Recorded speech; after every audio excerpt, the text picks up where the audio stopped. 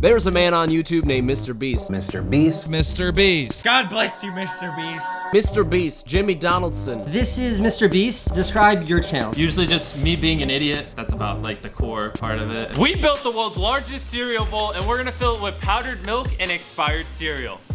Expired? And then just spending lots of money. Last person to leave this pit of money wins $20,000. And lots of time and just doing whatever. I'm gonna be watching It's Everyday Bro for 10 hours straight. I just listened and watched that song. I've got a pee so fucking bad. Dude's got over 24 million subscribers right now. He's got like 3.5 billion views, which is a view for like every half person on the planet.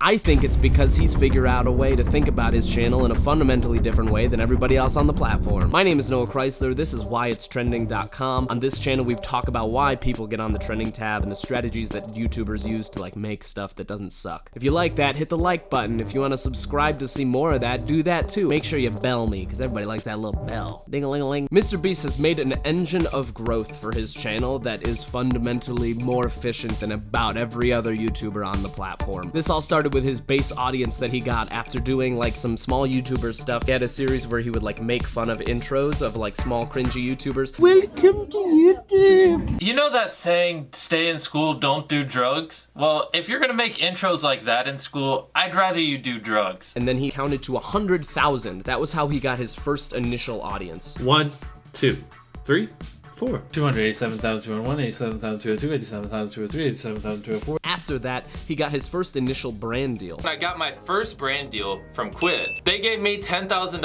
I was like, whoa, that's a lot of money. Then MrBeast took that $10,000 and said, great, I want to invest in my channel with $10,000. How am I gonna do that? I think if you are a normal person, you would normally take that $10,000 and say, I'm gonna buy a camera, or I'm gonna buy a computer, or I'm going to hire an editor. Brad, where's the video? Hello? You had one job, Brad. MrBeast decided I'm gonna give it away to a homeless person, and then I'm gonna clickbait the hell out of my video. I'm going to give a random homeless guy $10,000 today. If you want to take it, it's about $10,000. And suddenly, it exploded his growth. Instead of investing in infrastructure and stuff, he found a way to invest in the bottom line, right? He found a way to invest in clickbait. When you give away a massive amount of money, it usually has this massive amount of reaction attached to it. Oh man, are you serious? I went through. Hey. No way. Oh my god, dude. Thank you, MrBeast, man. Thank you. What? Bro, I'm actually about to cry. This can't be real. Dude, I got it. No way. I had this one strategy professor in college, and he told us this story about this train company that hired 2 guys to make a train for $10 million.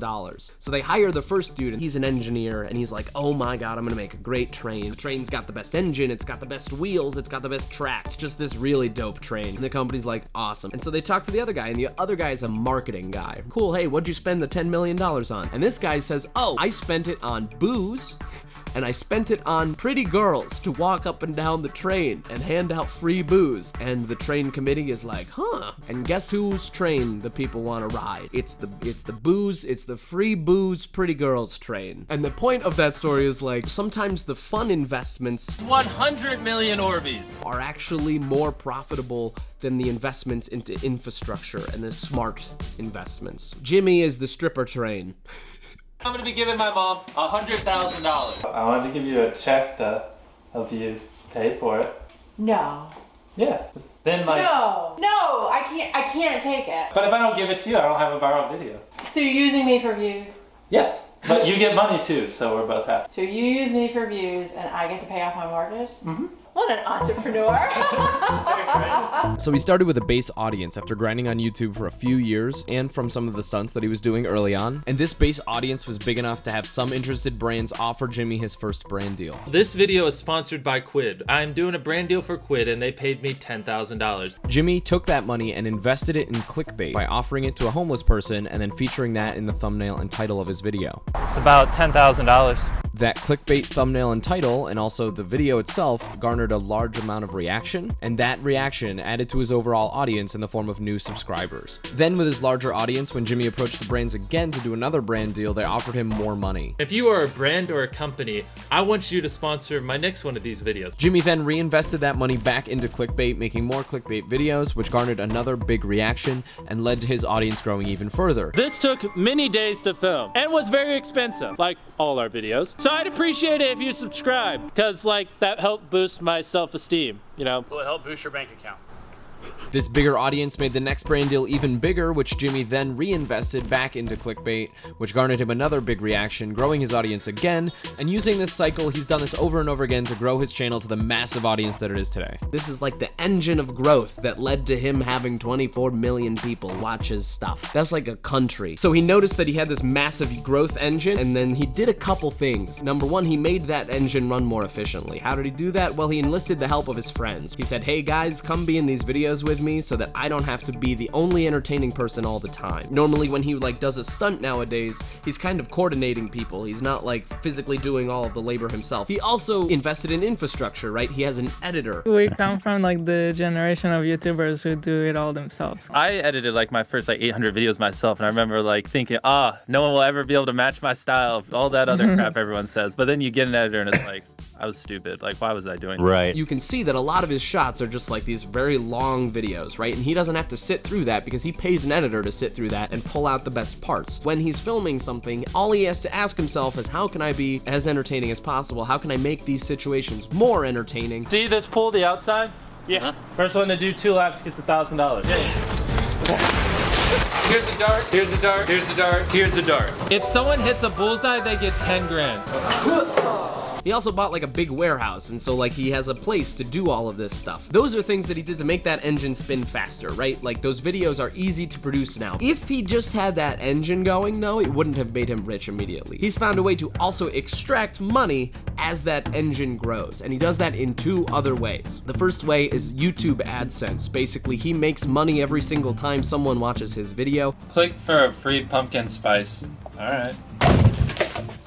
If you want to know how much money a YouTuber has made from AdSense from a video that hasn't been demonetized, people often estimate with a CPM of $1. What does that mean? It means you take off those last 3 zeros of the view count, and that's basically an estimate of the amount of money that a YouTuber made from a YouTube video. 351,000 views, $275. Beast, you always say 1,000 views equals $1. Yes, roughly $1. It can be lower. That's one way that he makes a bunch of money. YouTube, no demonetize, please. The next way he extracts money from his audience that comes from the growth engine is his merch shop, shop.MrBeast.com. Basically, in every single video, he's sending people there constantly so that they can buy hoodies and stuff. He has like a constant, ever-changing lineup of merch. That's genius. You can sell someone a sweatshirt, and then in 6 months, they might not have the new sweatshirt, or in 3 months, they might not have the new sweatshirt. You can basically constantly farm money out of the audience that you have. So every single time that he gets a new viewer, they're generating value for him in 3 different ways. Number one, they're adding to his overall audience, right? So that when he works with brands in the future, that number is big and they're willing to pay him more money. Number 2, he's making AdSense off of those people. And number 3, he's making money through merch sales. So suddenly he's got this big engine of growth that is a positive feedback loop that will continue to grow. And he's also able to extract value from that feedback loop. Nobody else on the planet has invested in YouTube